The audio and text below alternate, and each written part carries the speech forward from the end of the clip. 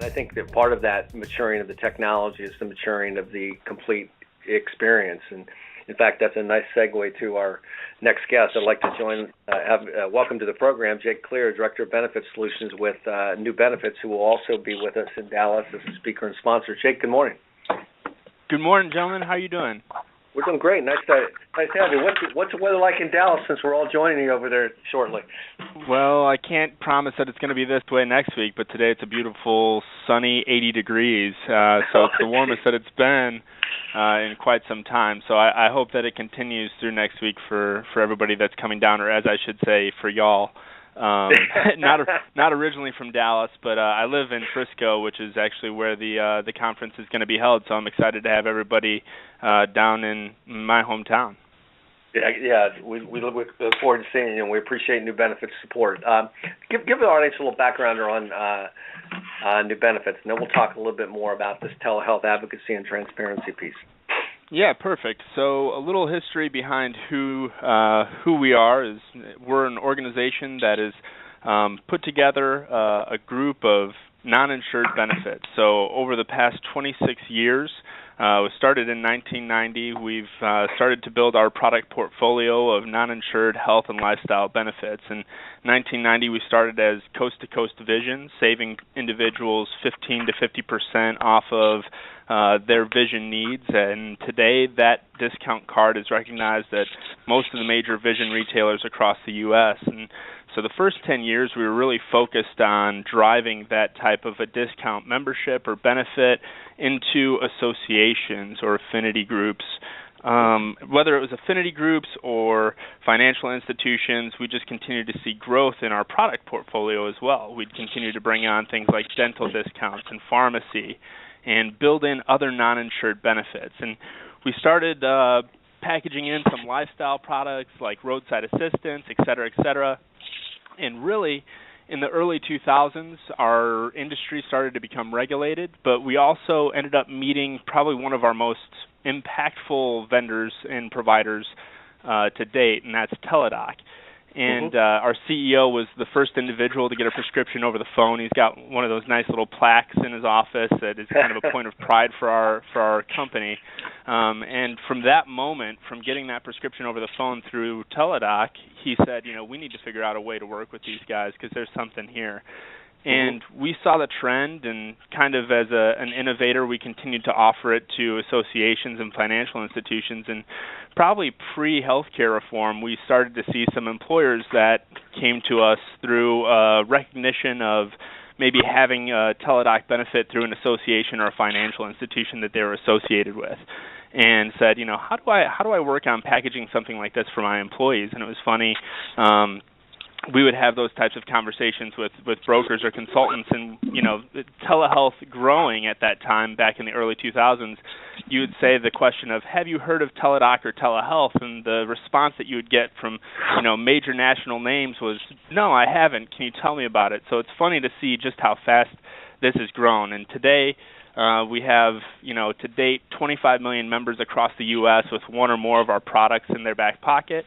And most of that now, that growth that we see is starting to come from the employer group industry. Well, and your fit with the exchange is you're bringing the total package to an exchange model, right? I mean, you're bringing the complete non-insured package to an exchange partnership, or an employer that's looking to embrace an exchange model, right? You're absolutely right. So what we do for our clients is we'll package together a customized solution that they want to drive out to their client base. And so for exchanges specifically, what we're doing is we're taking the advocacy piece, the telehealth piece, maybe some of the other lifestyle benefits like identity theft or global travel assistance or legal services that an employer is looking for, and we're able to package that all as one solution on an exchange. So now the employee doesn't have 10 or 6 or 7 options to click through and accept or pass. The employer now only has one point of billing for those services. The employee has one point of member services to reach out to at our member services center here in Dallas, Texas. and they're able to really aggregate all of those underneath one customized solution that could be branded either to the employer or to the exchange as an added value of the services they're bringing to that employer or broker that they service. So you're since this is a non-insured benefit package, are these voluntary or employer-paid benefits? It's a great question. They can be both, and that's one of the key differentiators. So specifically around telehealth, which is bar none our probably our most sought after benefit, and for obvious reasons, right? We see more of an employer-paid opportunity where it is a non-voluntary sale into an employer group these days than we are on a voluntary basis. Traditionally, through most of your telehealth providers, it is employer-paid only as the option, but when we're bringing our customized solution, we are able to sell it on a voluntary basis. So while there's the option for both, the employer, because we're looking at such a low dollar amount per employee per month in most cases, they're electing to carry this benefit for their employees. Now, if you go in or a broker goes in or the exchange goes in and has the conversation about budgetary means and the employer says, you know what, it's just not in the budget this year, well, the option is still on the table for a voluntary rollout to see what the employees like, and if they like it, if they adopt it, if they use it. And so the nice thing is it's both, but over the past 2 1-1 periods, we've just seen a much higher influx of employer-paid compared to voluntary opportunities. Jake, let me ask you a question, and I don't Sure. know the technical answer to this. Excuse my ignorance if I ask it. Since this is non-insured benefits, I cannot use, if I'm an employee, I cannot use my FSA dollars, so correct? You can't use your FSA dollars to pay for the discount benefit service. However, if there's a consult fee included in the telehealth benefit, you can use your FSA or HSA dollars, your tax-deferred dollars, to pay for that consult fee. If there's a vision discount savings or a dental discount savings built into that, when you go to that vision provider or dental provider, you can still use those dollars at a discounted rate to pay for those services. So while you can't purchase the program itself with your FSA or HSA dollars, you can still pay for some of those end-use services at a discounted rate. And the same would apply for my HSA, correct? Correct, yeah. FSA or HSA, it's the same way. You can't actually pay for the benefit, the monthly cost of the discount card, but you can pay for the services at a discounted rate that are qualified medical expenses. So just the same as it would be if you went to your dentist on your DHMO or dental PPO plan. If you're using your dental discount savings card through us, you're able to go ahead and pay for those services with discounted or with your HSA dollars. That's great. Ron? Yeah, Jake, this is pure consumerism from my perspective. It's great Absolutely. stuff that you're doing. How much of your business is going through exchanges as opposed to another distribution source? Truthfully, we're just really breaking the seal on exchanges, and I think that's the case and forgive me for saying this, but I think that's the case for a lot of your voluntary programs. So obviously exchanges started out with all of your core, and then slowly built. They're continuing to add in voluntary programs, and I'm excited to be out at IHC next week, where there's going to be a lot more of that discussion around the voluntary programs and the growth that is continued to be seen with the integration with exchanges. For us, it is a smaller portion of our employer groups, because most of our business that comes through employer groups is directly influenced by the brokers who are adding it in, and in a lot of cases it comes employer paid. So the employee has maybe not a reason to go into the exchange and elect it. It's not being put on the exchange for the employee to go out and have a defined contribution that they need to, or use some of those defined contribution dollars to go out and elect it either. So from a standpoint of exchange, we're seeing a breakthrough. We're working with several exchanges to date that are seeing the value, and we're looking to increase and influence that number. Yeah, I think that's what's Jake, exciting. Yeah. Yeah, Jake, I would echo what you're saying. I think that the first step for most exchanges was let's get the major medical and some of the core supplemental health pieces in place first. So I think you guys are very well positioned, because you're I mean, I love what you guys are doing. I've followed you guys for many, many years. And I think now the time is even more valid for the approach the new benefit takes, and that applies to not just the exchanges, but the movement to full replacement and true healthcare consumerism across employers, and what advisors are looking to do to help their help their employers kind of build out that benefit offering, for their employees to even fill gaps or look at other solutions like what you're providing. Absolutely, and I think it comes down to the classes of adopters. There's the innovators, the early adopters, the late adopters, and then the laggards. And I think for a lot of this, we're past the early adoption stage. I was recently at a conference where an employer came up to me, and it was the director of HR came up, and I asked her, have you heard of telehealth? Have you been, looking at implementing a telehealth program? And she responded to me, yeah, we love the idea, but we're just not the early adopters. And I said, well, great, because we're past that stage. So, what's the next step? And it's a great point. Is that's where we're at. It really comes down to the classes of adopters and where are you within that class? Are you the early adopter? Are you the late adopter? Are you the laggard? I think right now we're falling right in between the early adopters and late adopters for a lot of our programs as it comes to either employer groups, brokers, or the exchange market. Yeah, Ron.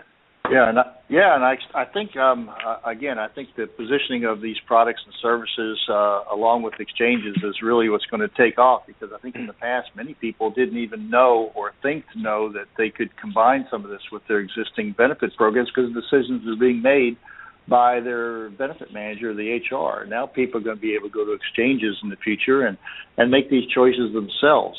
So this whole new distribution system I see taking off, and I'm glad to see Jake's excited about the Dallas meeting, and I think employers should be picking up on that, because this is a whole new evolution. So, Jake, tell our listeners out there who are maybe getting this message for the first time how all this stuff is coming together under exchanges and how it's starting to grow. Where do you see the major products that you offer being sold through the exchange, and maybe some new product ideas that you're going into as you continue to expand your portfolio? So we really have, I would say, two major suggested bundles when it comes to our employer group model, whether it's direct through employer paid or through the exchange. Through an exchange, our first program is going to be what I like to call a telehealth solution, and that would include something like a teledoc or a telehealth benefit where an employee can get a prescription over the phone and really take advantage of the quality of care, of the convenient access and affordable access, and not, when I say affordable, I mean in the definition that we knew prior to healthcare reform, compared to what we think of as affordable now. Late at night, whenever they need it, they can get access to a physician, get a prescription over the phone for their acute care needs, and then it's a true redirection of that claim for the employer. So not only is the employee getting a huge benefit of quick access to their needs and getting them or their family members back to quicker health, the employer is also diverting that claim away from the health plan. So that's one point. Point two is, adding in an advocacy service program. And we work with Health Advocate Services. They're a great partner of ours, been a great partner of ours for years. But the point is to deliver some answers back to the employees. The question that comes up after you go out to open enrollments or after the employee goes through an enrollment is, 6 months later, do they still understand their responsibility for their deductible? Do they still understand what their maximum out of pocket is? Do they understand the basics? And when I know all of the professional listeners that are logging in or listening to this, they understand absolutely not. In most cases, at least 50 to 60% don't understand their responsibilities when it comes to their plan. And so health advocacy is there not only to guide them through the understanding of their insurance, but also to maybe help them make the right decisions as it comes to their health care, whether it's finding the right provider, finding the best cost provider in their area. And that's not only for them, but all of their family members, their parents, and their in-laws.